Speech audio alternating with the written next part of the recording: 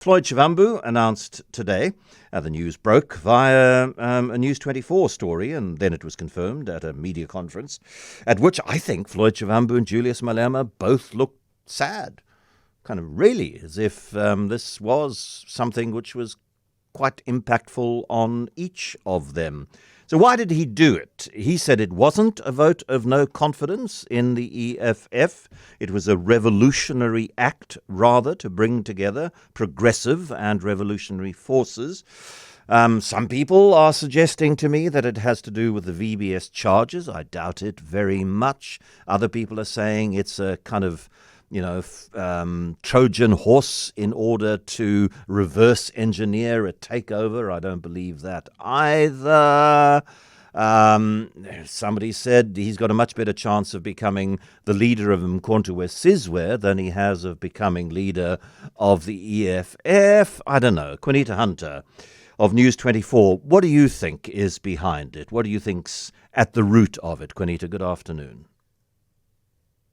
Good afternoon, John. I think we cannot look at what happened today without looking forward to an elective conference of the EFF that's coming up in December this year, and look back to the EFF's election results and where the EFF has been positioned since the elections.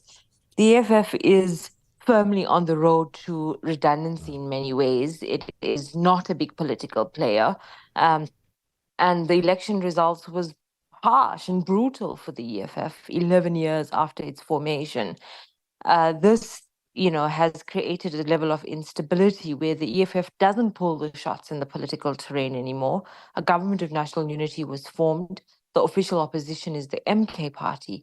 And now there was this sort of bubbling of discontent within the party ahead of an elective conference in December. And so it's definitely not in isolation and not something that just happens on a whim on a Wednesday morning.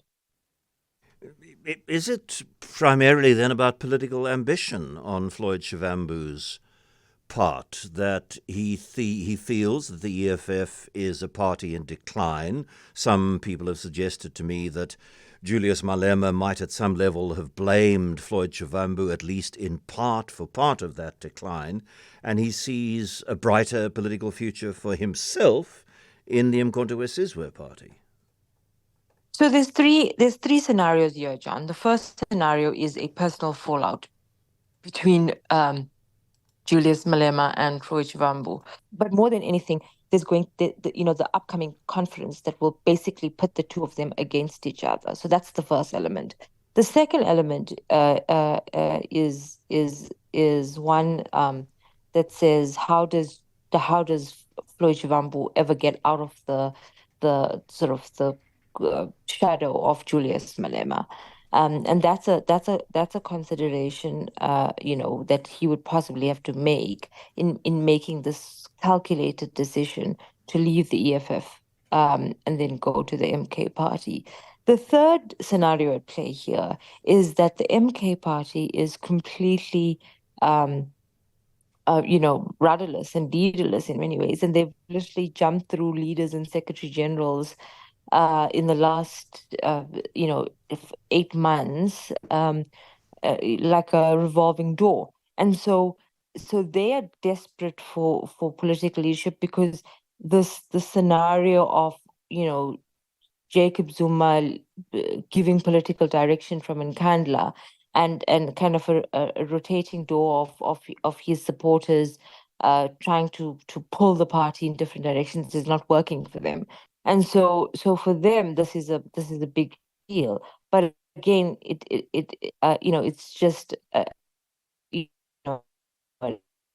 of the revolving door that is the leadership structure of the MK party. So those three are the sort of underplaying scenarios. Okay. That would form the basis of such a decision, John.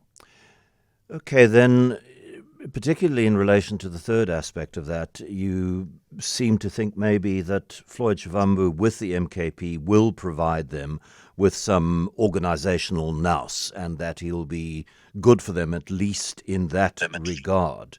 The impact of his leaving on the EFF? So the impact of Floyd Shivambu's leaving the impact is that it opens the door to open rebellion, and you'll see lots more people leaving the EFF, creating a moment of reckoning for Julius Malema and the direction for the party. It also opens the door for for ambition, right? So who becomes Julius Malema's second in charge? Is there, this fierce fight between people like Mbuyiseni Ndlozi and Marshall Dlamini, who's the Secretary General? And so essentially it will heat up the leadership debate in the EFF, which up until this point was not tested by real leadership squabbles because Julius Malema had a firm grip on it.